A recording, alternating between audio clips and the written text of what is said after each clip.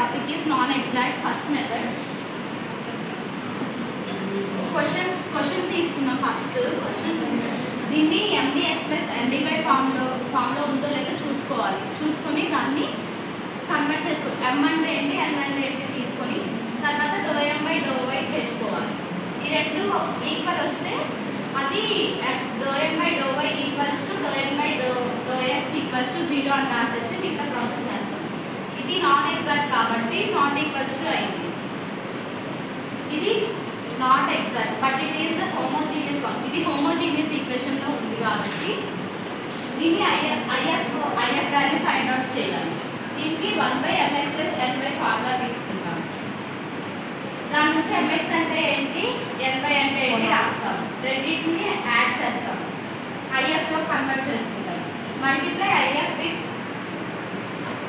IFని మనకి ఇచ్చిన ఈక్వేషన్తో మల్టిప్లై చేస్తాము.